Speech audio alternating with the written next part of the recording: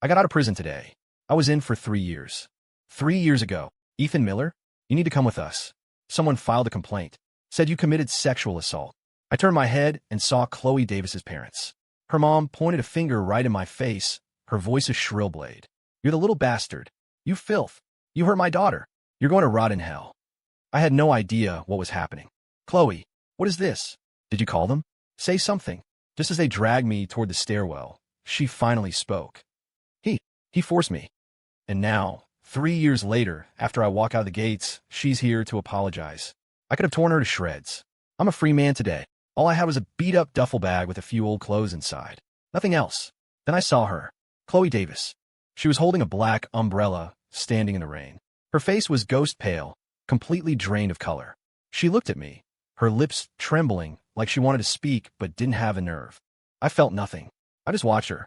My insides were a hollowed-out cavern, the same way they'd been every single day for the past 3 years. She finally shuffled forward, tilting the umbrella in my direction, trying to shield me from the downpour. I took a step to the side, avoiding her touch.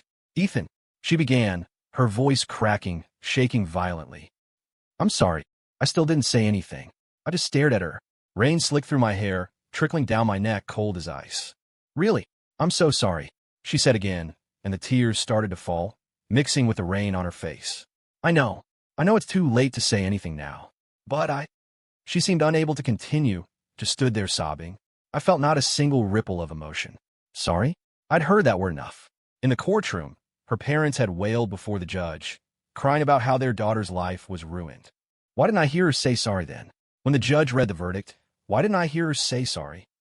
In the last 3 years, over 1,000 days, did she ever visit? Did she ever send a single note with the word sorry? No. Now that I'm out, she runs over to say it. Pathetic. Seeing my lack of reaction, she seemed to grow more frantic, her crying growing more intense.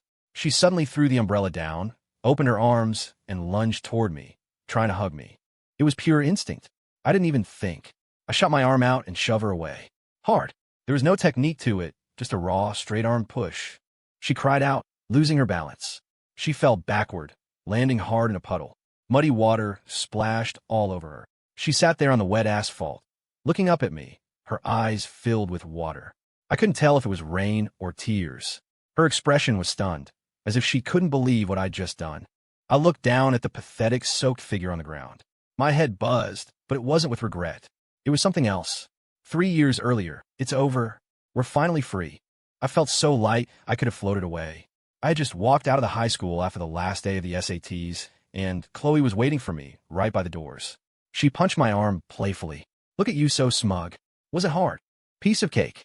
I think I killed it. I threw my arm around her shoulders. You promised, right?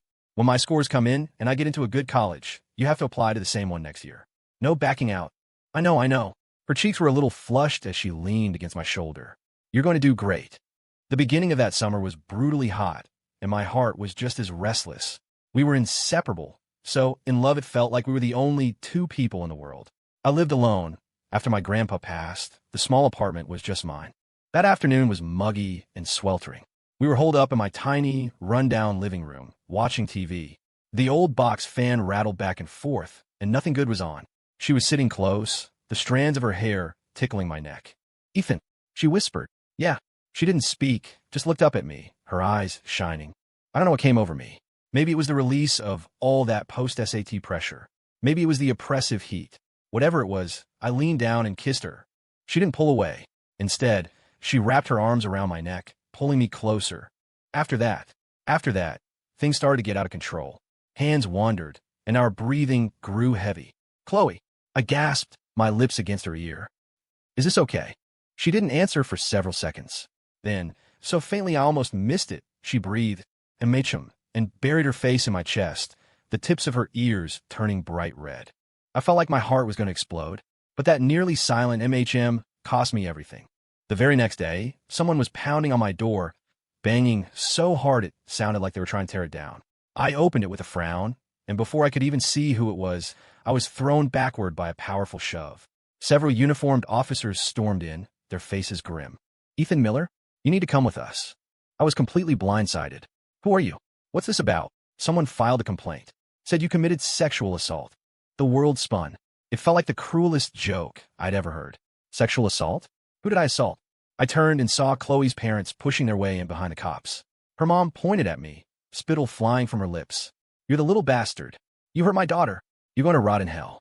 Her dad, his face a stony mask, was shielding someone. It was Chloe. She hid behind him, head down, shoulders hunched, refusing to look at me. Chloe? Chloe, say something. What is going on? I yelled, desperate. Her mother yanked her away from her father. Don't you dare try to scare her again. Officers, you see this. A cop stepped in my way, his tone hard. You can say whatever you have to say down at the station. They twisted my arms behind my back and started marching me out. I kept craning my neck, trying to see her. Chloe, what is this? Did you call them? Say something. Just as we reached the top of the stairs, she seemed to lift her head for a fraction of a second. I saw her eyes. They were filled with fear and panic. But she quickly looked down again and said, in a voice so small, yet just loud enough for everyone to hear, He forced me. That one sentence. After that, nothing I screamed, nothing I explained mattered. The first trial, the appeal, she said the same thing every time. Her parents cried, telling the court I had destroyed their precious daughter, that she was suffering from severe trauma and depression, that her life was over. When the judge questioned her, she just kept her head down and repeated, He forced me. The fire inside me flickered, cooled, and finally turned to a pile of dead ash. They also wanted money. For emotional damages. They asked for $20,000. The court awarded $10,000. The money my grandpa had left me for college, $9,200, I took it all out. I was still short $800. I slammed the bank book down in front of them, too tired to say another word. The rain was still falling. I looked at Chloe, still sitting on the ground, soaked to the bone, her shoulders shaking with sobs. She knows she's sorry now? Or was this 3 years ago? Her whispered "Inchum," and her later, "He forced me" echoed in my head, a jarring noise that made my skull ache. I looked at her tear-streaked face and felt nothing but disgust. She looked like she wanted to say something else, her lips moving silently. I didn't give her the chance. I turned my back, stepped into a puddle, and walked away without breaking my stride. Behind me, I thought I heard her cry out louder, calling my name. I didn't look back. I walked back to the old apartment building. The hallway had the same smell it always did, a musty mix of dust and dampness that clung to the air. The key scraped in the lock. The rust made it hard to turn. The inside of the apartment felt even colder than the world outside. A layer of gray dust coated every piece of furniture. I wiped a hand across the table, leaving a clean streak in my wake. A photo of my grandpa still hung on the wall, looking faded. I went over, wiped the glass clean, and set it straight. I tossed my bag on a chair and went to find a rag and a bucket. The place needed to be cleaned if I was going to live in it. I filled the bucket and started wiping down the table and chairs. The water quickly turned black. While I worked, I didn't think much. The movements were mechanical. My mind was empty, as if the scene in the rain had drained me of all emotion. After I cleaned most of the grime away, my stomach rumbled. I realized I hadn't eaten anything since getting out. I needed to buy some food and some basic supplies. There was a little corner store downstairs. I grabbed a few dollars and headed down. In the small courtyard at the base of the building, a few of the neighborhood's old women were sitting around, gossiping. The moment they saw me, their voices dropped. Their eyes darted away, though they couldn't stop themselves from stealing glances in my direction. As I walked past, I heard their hushed, stage-whispered words. Hey, look, isn't that old Mr. Miller's grandkid? He's out? So soon? Soon? It's been 3 years. What a shame. Stay away, stay away. I heard what he did. Something indecent. He looked like such a nice boy. How could he do something like that? You can't judge a book by its cover. A pity. His grandpa was such a good man. The words buzzed around me like mosquitoes, but every single one found its way into my ears. I didn't stop walking, didn't even look at them. My face was a mask, and I felt nothing inside. It was like they were talking about someone else. I went into the corner store. The owner, a balding middle-aged man, was staring at his phone. He looked up when I came in, startled, his eyes shifting uncomfortably. What can I get for you? He asked, his voice a little dry. A pack of ramen, a bag of salt, and a toothbrush and toothpaste, I said. He turned to get the items, his movements slow. I could feel him glancing at me every few seconds. He placed the items on the counter and rang them up. That'll be $5.85, he said. I handed him a $10 bill. As he was making change, he hesitated for a moment, then finally spoke, lowering his voice. Ethan, you're back. Yeah, I took the change. So, what are your plans now? He asked, the question hanging awkwardly in the air. Looking for a job, I said. Oh, good, good. He nodded, not saying anything more. His eyes quickly drifted back to his phone. A clear signal he was done with the conversation. I picked up my things and left. I could feel his eyes on my back as I walked out the door.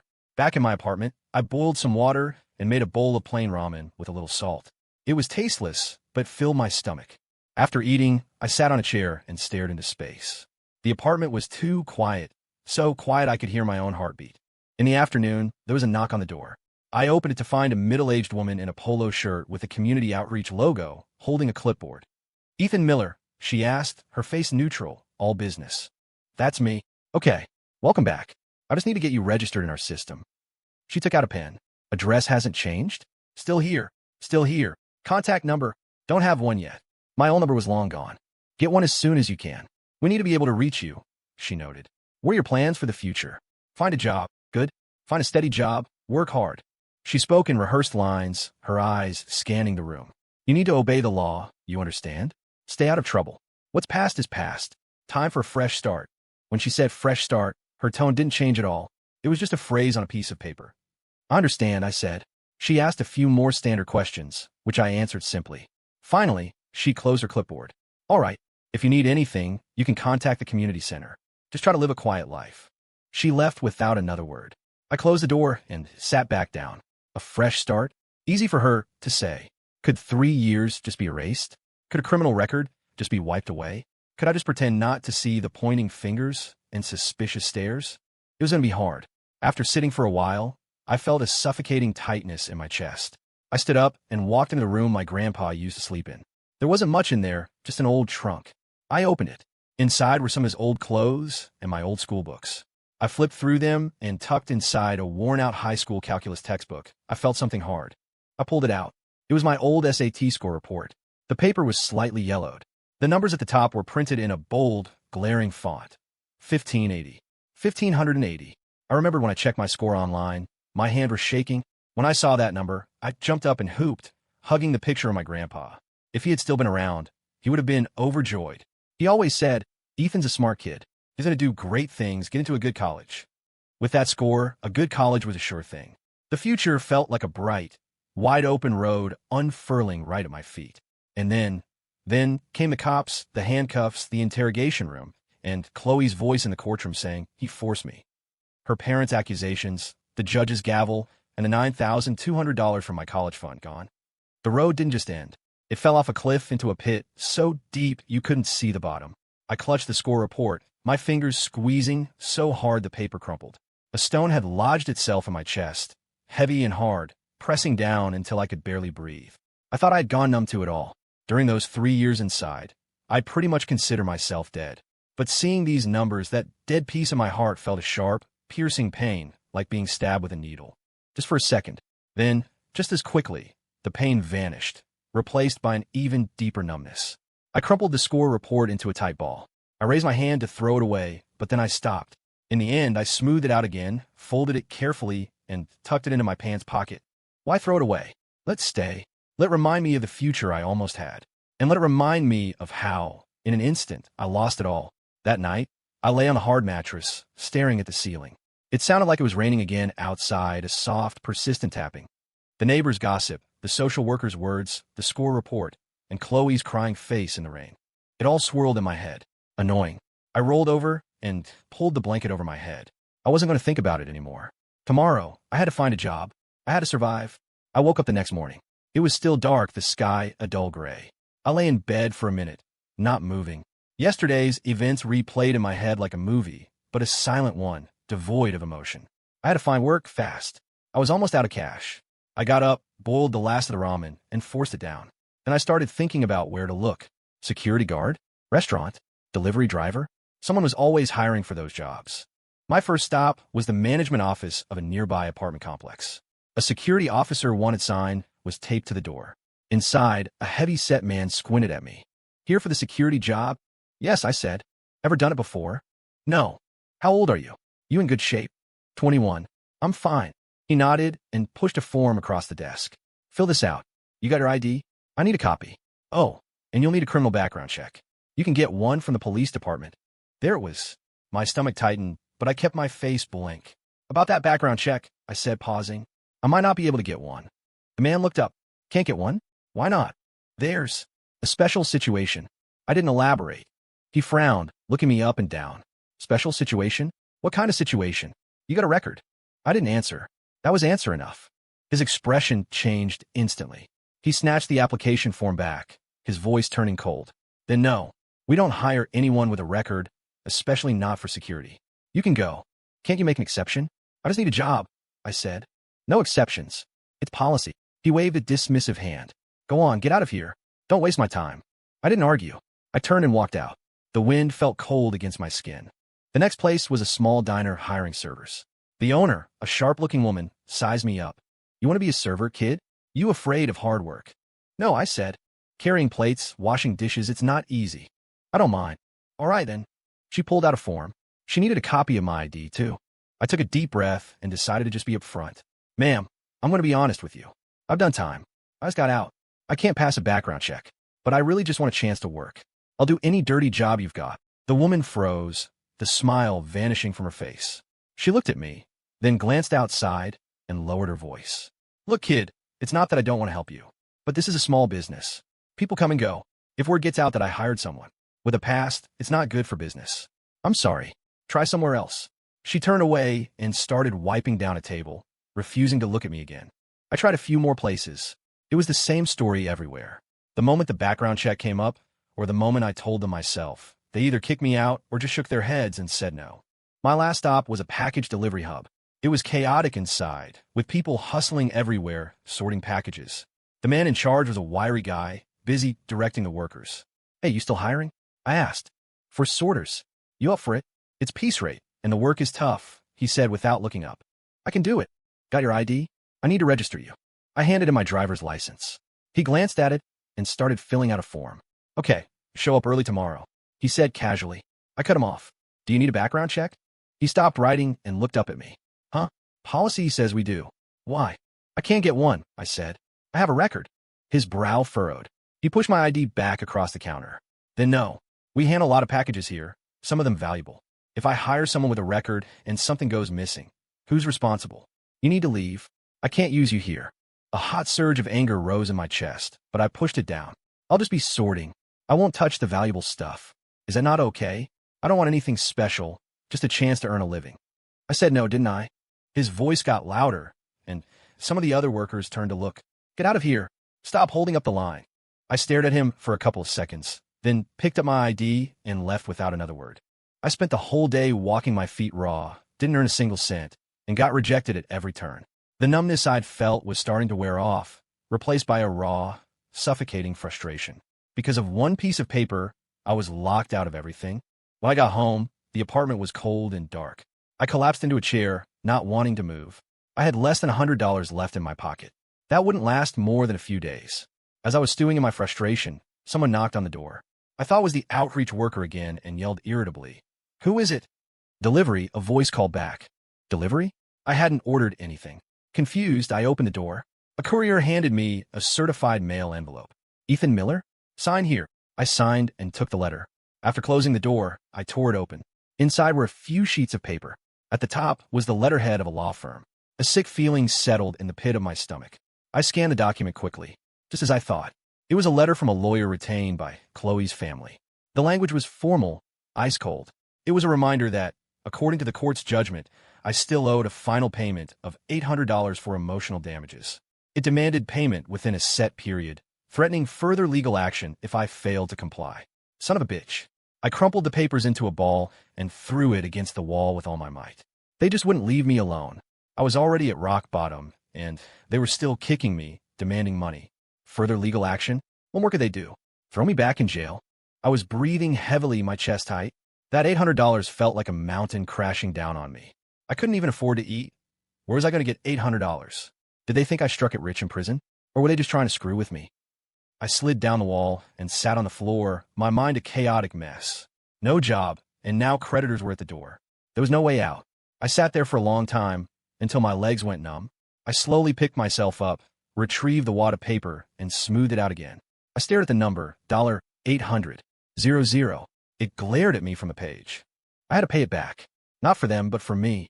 Once it was paid, we would be completely, finally done. No more connection. I gritted my teeth. If legitimate businesses wouldn't hire me, There had to be places where they only cared if you had muscle. I remembered passing by a construction supply depot yesterday, seeing guys loading heavy sacks onto trucks. A place like that, as long as you could work, they probably didn't care about your past. That was it. I'd go there. The next day, I was out the door early, heading straight for the supply depot. The place was a chaotic swirl of trucks, forklifts, and dust. I found a group of guys waiting for work and squatted down nearby. A man who looked like a foreman came over. Need 5 guys. Unload a truck of cement. Let's go. Several men surged forward. I pushed my way in with them. The foreman scanned the group, then pointed at a few of the sturdier-looking ones. You, and you. Come on. He pointed at me. $120 for the day, lunch included. Pay at the end of the shift. Can you handle it? He asked, speaking quickly. I can handle it, I said immediately. All right, let's move. That cement was heavy as hell. A single bag on my shoulder felt like it was going to crush me. The dust was so thick it made me cough and sweat stung my eyes. But I didn't stop. I gritted my teeth and hauled bag after bag. When the other guys took a break, I kept working. All I could think was that every bag I moved got me a little bit closer to paying off that $800. The foreman watched me, but didn't say anything. But when he paid us at the end of the day, he gave me an extra $10. Kid, you're a hard worker. You coming back tomorrow? I clutched the $130, sweat dripping from my chin onto the dusty ground. I'll be here, I said. Working at the cement yard was brutal. By the end of the day, my whole body felt like it had been taken apart and put back together wrong. Every joint ached. The skin on my shoulders was rubbed raw and burned like fire. When I got home that night, I barely had the strength to lift my arms. But I still pulled out those old, beat-up textbooks. Under the dim, yellow light of the single bare bulb in my apartment, I forced myself to read page by page. The words were a blurry mess, and my brain felt like it was full of lead. I'd read for half an hour and not remember a single thing. It was frustrating as hell, but I didn't stop. Even if I couldn't absorb it, I kept staring at the pages. It was the only thing I'd left to hold on to. I couldn't let this be the end. I had to claw back what I'd lost, piece by piece, even if it was just a tiny piece. I got paid in cash at the end of each day. Holding that $100+ was the only thing that made the physical torment feel worth it. I hoarded every penny, not daring to waste a single dime. I had to save up. That $800 debt hung over my head like a guillotine. Days bled into one another. Hauling cement during the day, forcing myself to study at night. Life was a grindstone, heavy, slow, and endless. One afternoon, I was walking home from the yard, covered in dust and sweat, trying to decide whether to buy a couple of slices of cheap pizza or just go home and boil more ramen. As I turned onto my street, I saw a figure standing there. It was Chloe. Again, she just won't go away. My face hardened. I pretended not to see her and tried to walk right past. Ethan, she called out, her voice timid. I stopped, but didn't turn around or look at her. What do you want? She circled around to face me. She was clutching an envelope that looked thick with cash. I came to see you. To see what? I'm not dead yet. My tone was sharp. Her face went pale. She held out the envelope. Here, take this. What is it? Money, she said in a small voice. I know things are hard for you right now. You can use this. As for the rest of the debt, I'll figure something out. I stared at the envelope, then at her face, and the rage that had been simmering inside me exploded. What was this? Pity? Charity? Was she trying to buy a clear conscience? I shot my hand out and slapped the envelope out of her hand. It wasn't sealed properly. A flurry of pink and green bills scattered, fluttering down into the muddy puddles on the street. Ah, she gasped, looking at the money on the ground, then back at me, her eyes instantly turning red. What? What are you doing? What am I doing? I let out a cold, harsh laugh, so loud that a few passers-by turned to look. I didn't care. I'm telling you your money is dirty. You get it?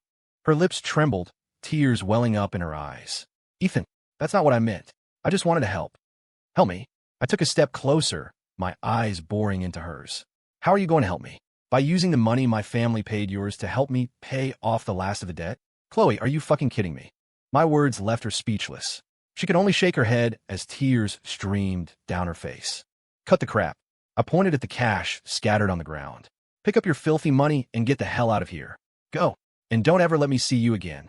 With that, I turned and stormed toward my building, not wanting to waste another second on her. Ethan, listen to me, she cried out from behind me. Back then, I didn't mean for it to happen. I was scared. My parents. They made me do it. I stopped dead in my tracks and spun around. She seemed to see a flicker of hope and took a step forward, looking at me with tear-filled eyes. You were scared? I stared at her, forcing each word out through clenched teeth. Your parents made you do it? So because they pressured you, you nodded and said I forced you? Because they pressured you, I deserve to rot in prison for 3 years. I deserve to have my SAT scores thrown out. I deserve to become whatever the hell this is. My voice grew louder with each question until I was shouting, the sound echoing in the building's entryway. She was stunned into silence by my tirade, her face a deathly white. Chloe, I lowered my voice, but it was filled with a chilling cold. You say you were scared, that your parents made you do it, and that's it? Who do I go to for my 3 years back? Who do I ask for the college fund my grandpa saved for me? Who is going to give me back the future I was supposed to have? I jabbed a finger in her direction. And now you show up, crying about how sorry you are, trying to throw some money at me. And you think that erases everything? Life doesn't work that way. I'm telling you, every time I see you, I remember what those 3 years were like. And it makes me sick to my stomach. You get it. She looked like all the strength had been drained from her body. She leaned against the wall and slowly slid to the ground, burying her face in her hands, her shoulders shaking with sobs. I'm sorry. I'm so sorry. I regret it so much. She choked out between sobs. Regret. I scoffed. Regret is worthless. Can your regret give me back a single day of my life? Can it bring my grandpa back from the dead? Can it? She didn't answer, just cried. I'm telling you, Chloe. I gave her one last look, a look completely devoid of any warmth. We were done a long time ago. The moment you nodded your head in that courtroom, it was over. Everything you're doing now just makes me even more disgusted with you. From now on, stay away. My voice was weary but resolute. You go your way, and I'll go mine. The best thing for both of us is to never see each other again. If you show up again, I'll pretend I don't know you. If you keep trying to pull this crap, I promise what I have to say will be a lot worse than this. I didn't spare another glance for the girl, sobbing uncontrollably behind me. I walked up the stairs, each step feeling heavier than the last. Back in my apartment, I leaned against the door, trying to catch my breath. I could still faintly hear her crying from outside. Annoying. I walked to the window and looked down. She was still there, not moving, slowly picking up the scattered, muddy bills. She looked pathetic, but I felt nothing. Pathetic? Whoever felt sorry for me? I drew the curtains, shutting her and the rest of the world out. The room was silent again, frighteningly so. I went to the table and looked at the open textbooks. The formulas and vocabulary seemed to mock me. I picked one up, tried to keep reading, but I couldn't focus on a single word. The shouting match seemed to have drained the last of my energy. My mind was filled with the image of her crying and the words she'd said. Scared? Regret? To hell with all of it. Right now, all I wanted was to pay back that $800 and say goodbye to this whole mess for good. I took a deep breath, forcing the frustration down. After I yelled at Chloe, a few days of peace followed.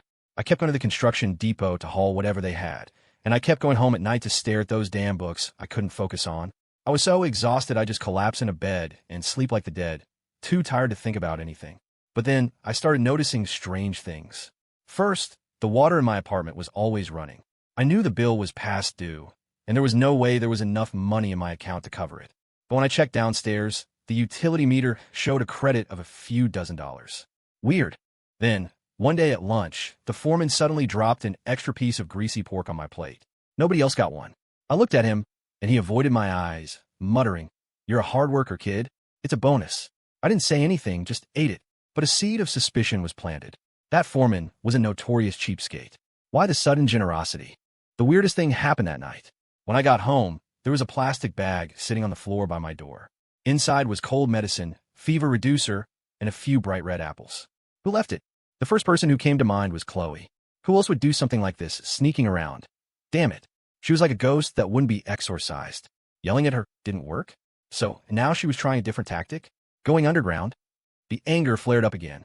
This was even more infuriating than her trying to shove money in my face. It felt like I was being watched, my life being secretly manipulated. Who did she think she was? Some kind of savior? Playing the guardian angel? Who was she putting on a show for? The next day at the site, I paid close attention. Sure enough, while we were unloading a truck, the foreman pulled me aside and offered me a cigarette. "Hey, Miller, that next truck is full of tiles. Don't you haul 'em. Go over there and just count the inventory. Take it easy." I didn't take the cigarette. I looked him straight in the eye. Why? Everyone else can haul it. Why can't I? Hey, I'm trying to give you a break. What's the problem? He looked uncomfortable. You looked dead on your feet yesterday. Who told you to take care of me? I asked directly. The foreman was taken aback, his eyes darting away. "WH, what do you mean who? I just think you're a good worker, that's all." Was it a girl? Long hair, Pale skin, looks like she's always about to cry. I pressed him. He looked rattled. He stammered for a moment. Look, she meant well. She said you were having a hard time. Asked me to look out for you a little. That's all. Did she give you money? I cut him off. No, no. He waved his hands frantically. She just said some nice things. Really, no money. I didn't believe him for a second. Fine. I get it. I didn't push him further. I'll do my job just like everyone else. I don't need her worrying about me. And I don't need any special treatment from you. I'm not interested. I turned and went back to hauling bags, ignoring him. The foreman called my name a couple of times, but I didn't look back. When he paid me at the end of the day, he gave me the standard rate. No extras. That night, I purposely walked around the block a few times before going into my building. I didn't see any sign of Chloe, but I knew she was out there somewhere, watching from some dark corner. Back in my apartment, I stared at the medicine and apples on my table. The more I looked at them, the angrier I got. I grabbed the bag of medicine and threw it, bag and all, straight out the window. I threw the apples out too, one by one, hearing them smash on the pavement below. Screw your secret help. I don't want it. Afterward, I didn't feel any better. In fact, I felt worse, like I'd swallowed a fly. What the hell was she trying to do? Did she think this would lessen her guilt? Make me grateful to her? In her dreams. Ethan Miller could be broke and desperate, but I would never sink to the level of accepting her pathetic secret charity. I was panting, my chest tight. I sat down at the table and stared at my beat-up calculus book. I couldn't read a single word. My head was filled with her self-righteous help. This had to stop.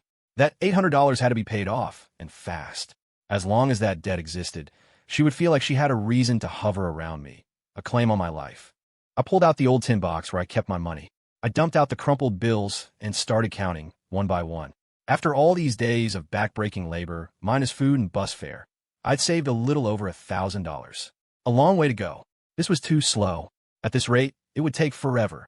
I needed to work more, earn more. The next day, I went straight to the foreman. You got any harder jobs? Something that pays more. He looked at me. Harder? Sure. They're the night shift, unloading cement. It's even worse than the day shift, but it pays more. You could clear 160 a day, but you're already working all day. You trying to kill yourself? I can do it, I said. Sign me up for the night shift too. The foreman shook his head. Kid, is it really worth it? It's worth it, I said. Put my name down. And so, I started working day and night. Unloading tiles and lumber during the day, hauling cement at night. I was only getting 4 or 5 hours of sleep. I barely ate, sometimes just a couple of pieces of bread to get me through the day. My body started to rebel almost immediately. My shoulders swelled up so badly that even the slightest touch was agony. My back felt like it was going to snap in half. I had dark circles under my eyes that made me look like a raccoon. The foreman saw it happening. Take it easy, kid. You can't earn all the money in the world in one day. I didn't listen. I couldn't stop. I studied whenever I had a spare moment, but it was getting harder. I'd often be reading and just fall asleep, my head hitting the table. I'd splash cold water on my face to force myself to stay awake. I had to endure. I had to save the money. I had to take the test. I had to get Chloe and her ridiculous attempts at atonement out of my life for good. She was watching from the shadows? Good. Let her watch. Let her see that Ethan Miller, even when he was crawling through the mud, didn't need her help. One afternoon, I had just finished unloading a truck of lumber and was leaning against a wall, trying to catch my breath when my phone rang. It was an unknown number. I answered it, my voice rough. Yeah, who is this? The voice on the other end was a woman's, sharp and shrill. My scalp tingled. It was Chloe's mom. I had just gotten this new number. How the hell did they find it? They were like a damn curse. Ethan, are you bothering our Chloe again? She screeched, the sound stabbing at my eardrum. My anger ignited. Are you out of your goddamn mind? Who's bothering who? Don't you lie to me. Chloe's been a wreck lately, always with red eyes. She's not focusing on her studies, always running off somewhere. Who else would she be going to see but you? I'm telling you, Ethan, you stay away from her. Wasn't ruining her once enough for you? Do you want to destroy the rest of her life too? She was like a machine gun, spraying accusations. I almost crushed the phone in my hand. You're full of shit. I can't get away from her fast enough. She's the one who won't leave me alone. The sight of her makes me sick. Who are you calling names? You say that again. Her voice climbed even higher. You, a rapist, think you have the right to talk. If it weren't for you, would Chloe be like this? Would she have depression? Would you have turned our perfectly happy family upside down? I'm telling you, you pay back that $800. Every last cent. Then you get the hell out of our lives and never show your face again. Depression? I let out a cold, ugly laugh. She has depression? She's depressed my ass. She's just a damn good actress. I'll pay your money, every cent. But you and your whole family, especially Chloe, you better remember who ruined who. I was panting, shouting into the phone. You put me away for 3 years. You took the college money my grandpa saved for me. You derailed my entire life. And now you have a nerve to say I ruined her? Does your family have any conscience at all? You're talking nonsense. She sounded flustered. The court made its decision. You're the rapist. You forced her. Fuck the court's decision. I completely lost it. You know damn well what Chloe told me that day. You know how she nodded her head. You have any idea? And now you're playing the victim? I'm telling you, I will pay back that $800 if I have to sell my own kidney. But you, and especially Chloe, had better stop making me sick. You hear me?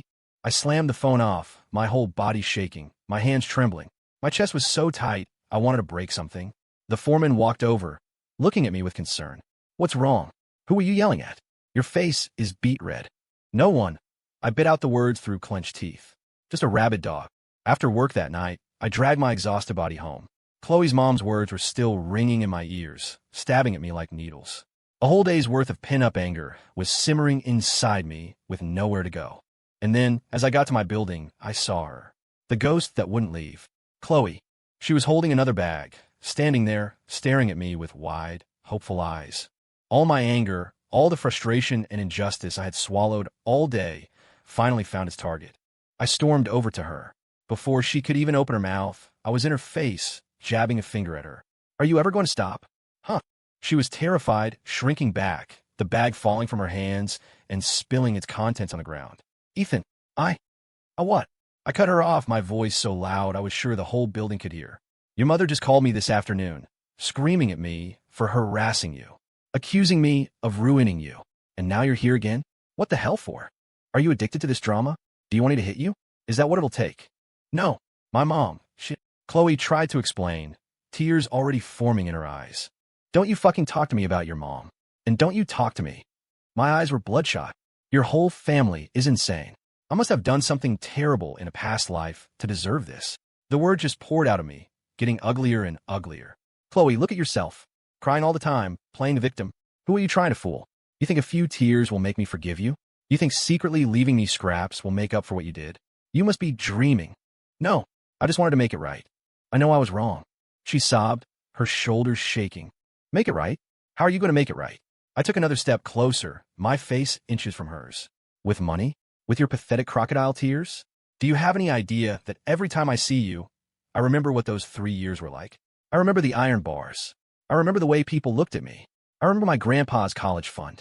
Money he saved for me by collecting scrap metal, penny by penny. My voice was hoarse, a raw roar. You say you're sorry, that you regret it, and that's supposed to be enough? Who's going to give me my 3 years back? Who's going to give me my future back? Can you? Can you pay that price? She was speechless, choked by my words, capable only of crying, her face as white as a sheet. I'm telling you, Chloe.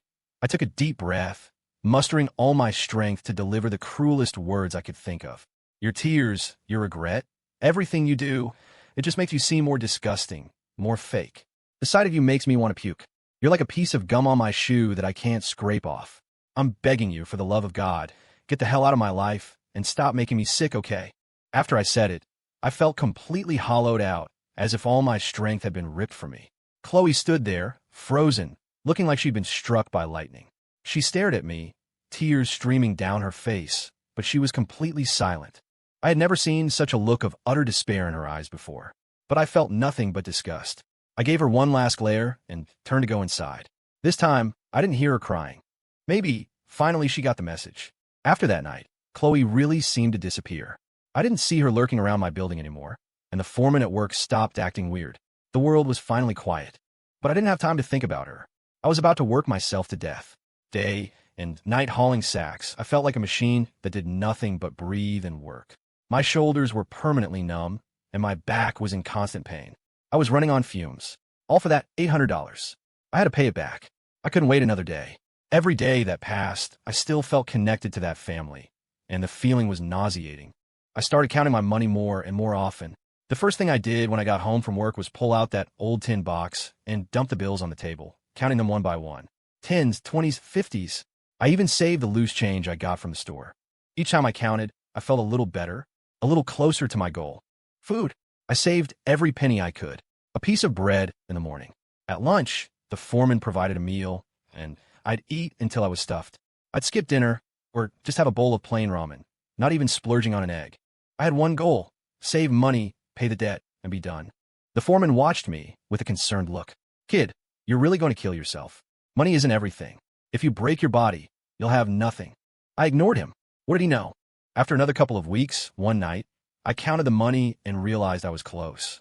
I counted it again carefully. It was enough. $800, with a few hundred left over for living expenses. A weight lifted from my chest. I wasn't happy, just relieved. The next day, I didn't go to work. I told the foreman I had to take care of some business. My first stop was the bank. I took out all the crumpled bills from the tin box and handed them to the teller. I'd like to deposit this. Make it an even 800, I said. The teller gave me a strange look, probably not used to seeing someone deposit so much in small bills. But she counted it, deposited it, and then asked, "What else can I help you with?" "I need to withdraw $800 as a cashier's check, and I need a proof of payment receipt," I said. "What is the payment for?" "A civil judgment," I said simply. She nodded and processed the transaction. A few minutes later, she pushed a crisp cashier's check and a printed receipt with the bank's official stamp across the counter. I walked out of the bank with the check and the receipt. The check felt heavy in my hand. I went to the post office and bought a certified mail envelope. I put the check and the receipt inside. I wrote my name and address as the sender. For the recipient, I wrote Chloe's father's name, using the address from the court documents. Finally, in the memo line, I paused for a second, then wrote 2 words: "We're even." After writing those words, my hand froze. I felt something inside me snap. I sealed the envelope, paid the postage, and watched the clerk take it. He handed me a tracking receipt. "All set," he said. I walked out of the post office. The sky was overcast, but I felt lighter than I had in years. The heaviest stone on my chest had finally been lifted. That $800 had been a chain around my neck for more than 3 years. Now I had finally broken it. My last connection to Chloe and her family was gone. From now on, they were them, and I was me. We would be strangers for the rest of our lives. I would never have to think about them again. I took a deep breath, and it felt like the first clean breath I'd taken in years. Next step, the SATs. I had to focus all my energy on that. I felt the few $100s left in my pocket. On my way back, I stopped at a food truck and bought a loaded burrito with extra cheese and meat. I hadn't eaten like that in a long time. I stood on the sidewalk and devoured it. It was just a burrito, but it tasted incredible. I threw the wrapper in the trash and wiped my mouth. Time to get back to work. I still had to earn money. I still had to eat. I still had to study. Life went on. But now, maybe I could finally breathe.